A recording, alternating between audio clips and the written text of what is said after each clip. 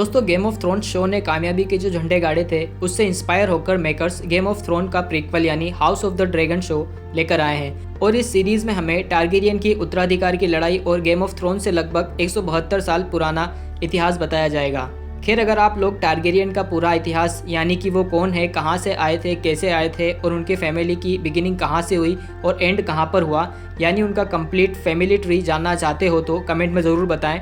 मैं आप लोगों के कहने पर उसका एक कंप्लीट अलग वीडियो बना दूंगा। तो दोस्तों फिलहाल हमें इस शो में किंग विसेरियस के राजा बनने के बाद की कहानी बताई जाएगी और पहले ही एपिसोड में ये मेंशन कर दिया गया है कि ये स्टोरी डेनेरियस टारगेरियन से 172 साल पुरानी है कि विसेरियस किस तरह उसका कोई वारिस न होने पर यानी कि उसका कोई बेटा न होने पर वो अपनी बड़ी बेटी को अपना उत्तराधिकारी चुनता है और यहीं से विसेरियस के भाई डिमन और विसेरियस की बहन रेनेस की गद्दी पर बैठने की पॉलिटिक्स चालू होती है। मैं आप लोगों की जानकारी के लिए बता दूं कि एक्चुअल में जब विसेरियस को नए राजा के तौर पर चुना जाता है उस वक्त सबको ऐसा लग रहा था कि उसकी बड़ी बहन रेनेस को चुना जाएगा, पर एक्चुअल में विसेरियस को चुना जाता है और एक्चुअल में सारे फसाद की जड़ यहीं से शुरू होती है।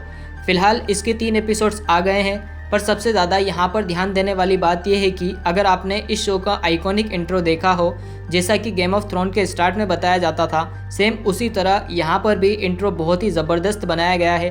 पर अगर आपने उसे ध्यान से नहीं समझा तो मैं आपको समझाता हूँ। दरअसल में इस इंट्रो की शुरुआत उस जगह से होती है जहाँ पर एगोन द कॉन्करर ने रूल करना स्टार्ट किया था और आपने ध्यान दिया हो तो इस बार ब्लड को फ्लो करते हुए दिखाया गया है। दरअसल ये ब्लड एक तरह से संकेत देता है उनकी फैमिली के बारे में। सबसे पहले हम देखते हैं ब्लड एगोन से आगे की तरफ बढ़ता है और 2 भागों में या 2 रास्तों में डिवाइड हो जाता है, जो कि उसकी बहन और उनकी वाइफ विसेनिया और रीनस को डिस्क्राइब करता है। और उनसे शादी के बाद जब उनके जो बच्चे होते हैं तो ब्लड उसी तरह से आगे की तरफ फ्लो करता है और जितने बच्चे होते हैं उतने ही पार्ट में ब्लड आगे चलकर डिवाइड हो जाता है। मैं आपको और डिटेल में बताऊं तो एगोन ने जब रीनस से शादी की तो उन्हें 5 बच्चे हुए। जब एगोन ने विसेनिया से शादी की तो उनका एक ही बच्चा हुआ, प्रिंस मेगोर। पर खैर इस तरफ एगोन की ज़्यादा वंशवृद्धि नहीं हुई, इसलिए हम इसे अवॉइड करेंगे। दूसरी तरफ रेनेस से जो बच्चे पैदा हुए थे, फिर उनसे जो बच्चे पैदा हुए, ब्लड उसी तरफ और उतने ही पार्ट्स में डिवाइड होता चला जाता है। अब बात वहाँ पर आ जाती है जहाँ से इस शो की कहानी बताई जाएगी, यानी कि विसेरियस की। प्रिंस जहेरियस प्रिंस विसेरियस को राजा चुनता है, जो एक्चुअल में उसका दादा होता है क्योंकि उनके पिता की डेथ हो जाती है और तब वो यह कदम उठाता है। और एक बात ये ब्लड ये भी डिस्क्राइब करता है कि पूरा शो टारगेरियन के आसपास ही घूमने वाला है। जहाँ हमें जीओटी में कुछ गिने चुने टारगेरियन ही बताए गए थे, तो यहाँ पर ऐसा नहीं होगा। यहाँ पर मेजर पार्ट टारगेरियन और ड्रैगन्स का ही होने वाला है। दोस्तों अब थोड़ी बात कर लेते हैं कैरेक्टर्स के बारे में। तो दोस्तों मैं आप लोगों को विसेरियस से तो इंट्रोड्यूस करवा ही चुका हूँ कि वो कौन है। अब बात करते हैं उसकी बहन रेनेस की। तो ये वही लड़की है जिसे जहेरियस ने राजा नहीं चुना था और इसकी शादी लॉर्ड कॉर्लिस से होती है, जो सी स्नेक के नाम से मशहूर है। और इनके 2 बच्चे हैं, लेनोर वलेरियन और लीना वलेरियन।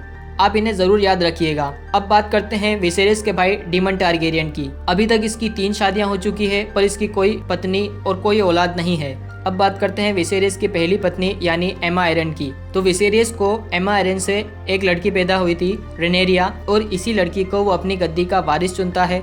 और इसके अलावा विसेरियस को एमा से कोई और औलाद नहीं हुई है और वो कई बार कोशिश भी कर चुके हैं, पर इसी चक्कर में उसकी मृत्यु हो जाती है।